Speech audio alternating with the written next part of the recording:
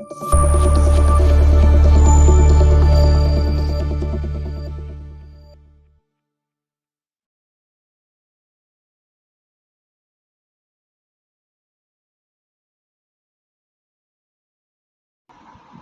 Students, आज हम पढ़ाएंगे बच्चों को इंग्लिश।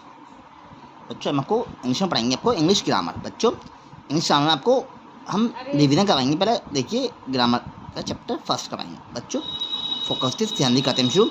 बच्चों पहले हम बताएंगे आपको डेफिनेशन, ग्रामर की डेफिनेशन क्या होती है। देखिए बच्चों, grammar is the art of the right use of language in spelling और राइटिंग। मतलब व्याकरण परिभाषा कहती है, व्याकरण वह कला है जो किसी भाषा को ठीक प्रकार से बोलना और लिखना सिखाती है।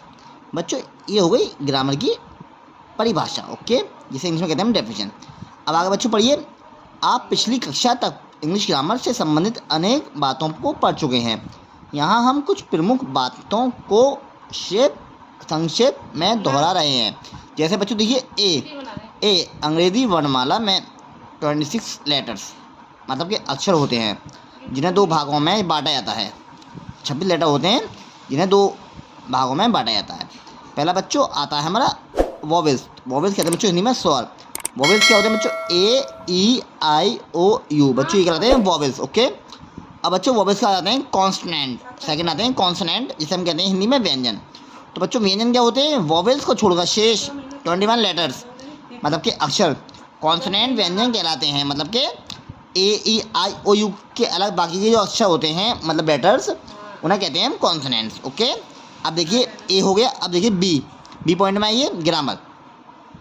ग्रामर व्याकरण वह कला है जो किसी लैंग्वेज भाषा को ठीक प्रकार से लिखना या बोलना सिखाती है, ओके।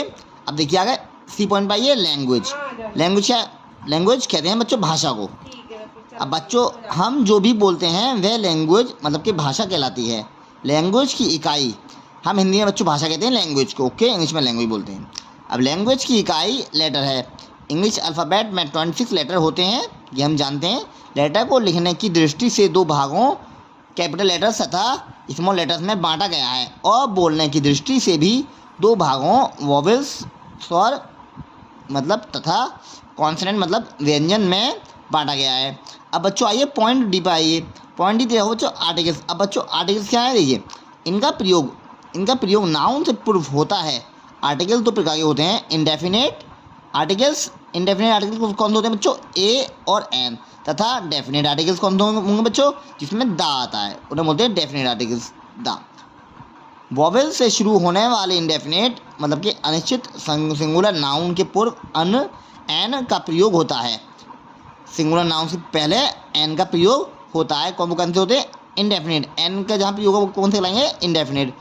जैसे एन ऑरेंज, एन आउल आदि, ओके, समझे?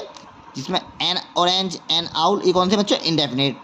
अब बच्चों कॉन्सोनेंट से प्रारंभ होने वाले सिंगुलर नंबर नाउन के पूर्व ए का प्रयोग होता है। जैसे a chair, a boy, A painting आदि। तो देखिए बच्चों चेयर में क्या आ रहा है? सी आ रहा है। सी तो क्या लगेगा बच्चों? ए लगेगा। बी बॉय में क्या आ रहा है बच्चों? बी आ रहा है। बी क्या है? कॉन्सोनेंट है, तो ए लगेगा। ए पेंटिंग में पी क्या आ रहा है बच्चों? स्टार्टिंग में पी कॉन्सोनेंट आया तो ए लगेगा, ओके। जिसमें कॉन्सोनेंट्स वर्ड्स उसके पीछे ए, उसके पहले ए लगेगा, ओके।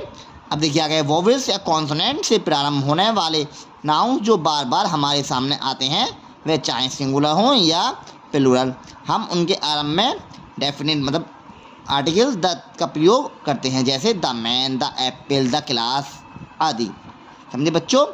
ये होते हैं डेफिनेट आर्टिकल्स जिसमें द का प्रयोग होता है। अब बच्चों नेक्स्ट पॉइंट ई पाइए, सेंटेंस। अब बच्चों सेंटेंस क्या है? सेंटेंस को बोलते हैं हिंदी में हम वाक्य। लेटर्स अक्षरों को जोड़कर वर्ड मतलब के शब्द, अक्षरों को जोड़कर जो शब्द मतलब के वर्ड बनाया जाता है, तथा वर्ड्स मतलब शब्दों को जोड़कर या मिलाकर सेंटेंस मतलब वाक्य बनाया जाता है।